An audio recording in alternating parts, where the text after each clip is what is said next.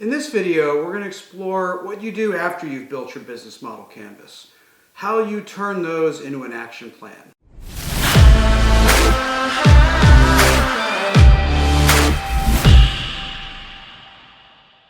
So the point is that when you do a business model canvas, the canvas itself is not the outcome. It's just a canvas in which to explore. Ultimately, you have to find the gaps that you want to close to basically enact your strategy. Now, these could be gaps that are strengths that you want to double down on, but you still have a gap to close from where you are to where you want to be. They could be weaknesses that you want to close the gap on, and that creates a gap that you want to close. Or it could be a pivot, something new or that you want to shift in what you do, and that creates a gap that you need to close. The point is that you have to start by identifying the gaps on your business model canvas. And then we come to mapping those strategic gaps. And so first I want to show you how to think about them as different types of gaps. We're going to use a tool I call the Strategic Gaps Map. The point is that you have different types of gaps, and we have to pick the appropriate course of action depending on what type of gap it is. So on this chart, we call known and unknown gaps. The known gaps are the things that we already know how to solve. We have to choose to solve them. You might know very well how to open up a new distribution center. You might not know how to enter a new market that you've never been in before. So those are known or unknown gaps.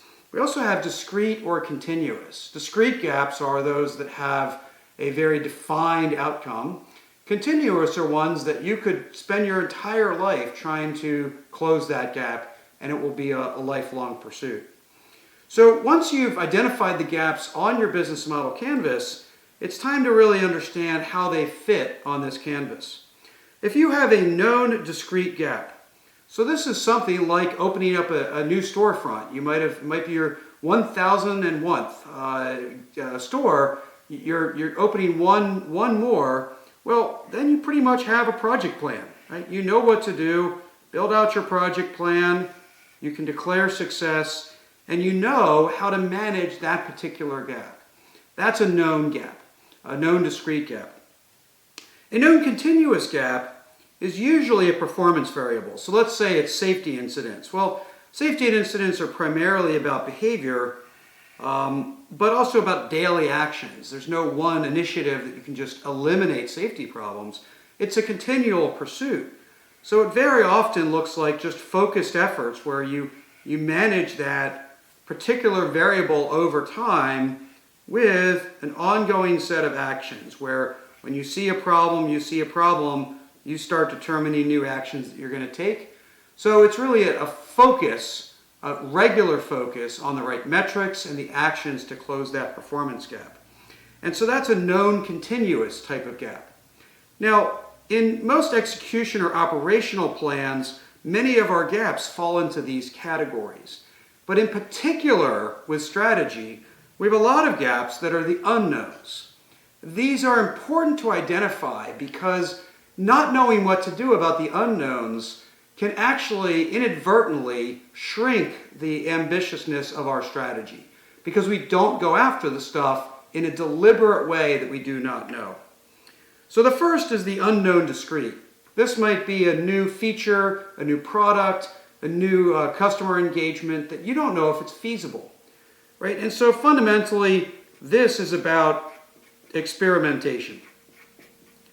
Right? If you've been selling your product online and you want to see if you can sell it face-to-face, well, don't just open up 17 storefronts. Open up a pop-up shop at a flea market or some other location to test a little bit more to learn what you need to about the feasibility.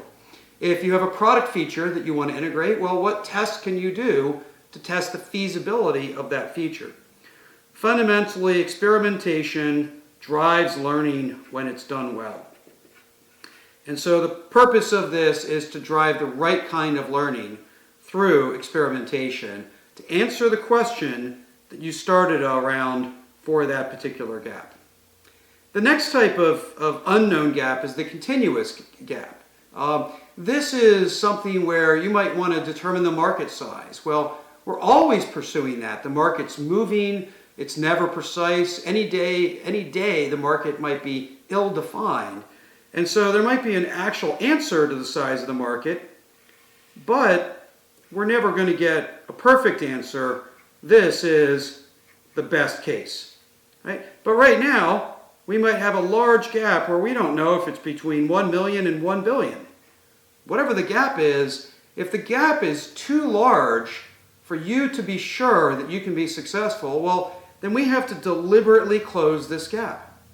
Now that means two things. What are the actions you're going to take to start to move our understanding and create a smaller gap, create more assurance about what the answer is?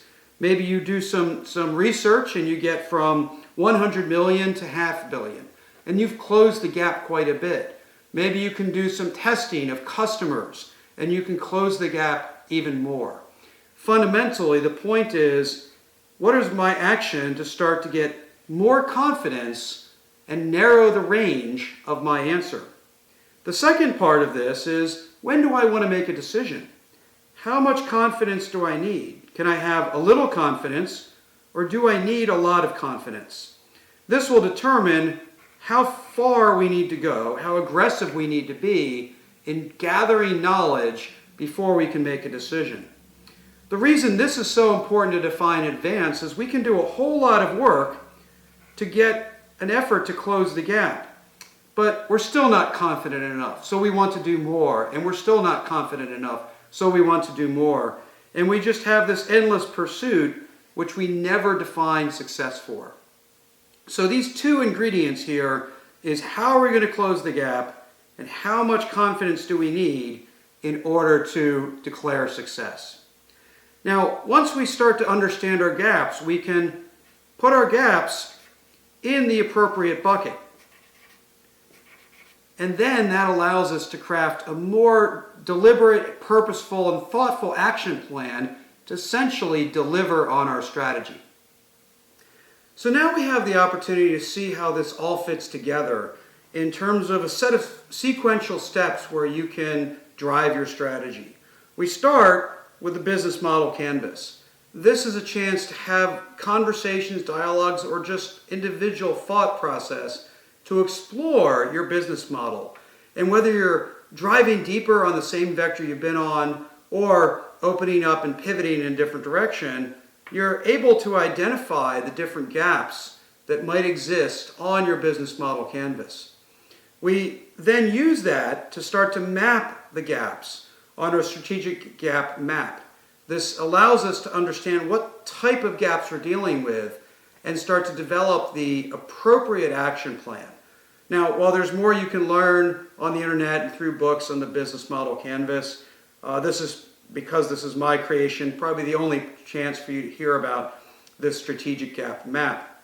But then you still just have a bunch of gaps and a way to deal with it. You then need to start to drive gap closing actions. This is essentially converting your strategy into execution.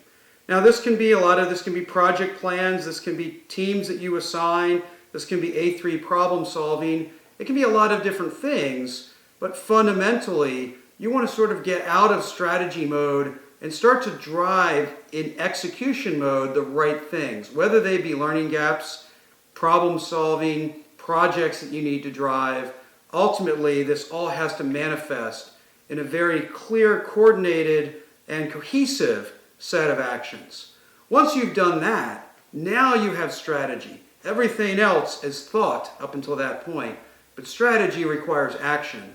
You have to make sure you're converting all of those ideas that you've explored in building your strategy into an action plan to deliver on that strategy.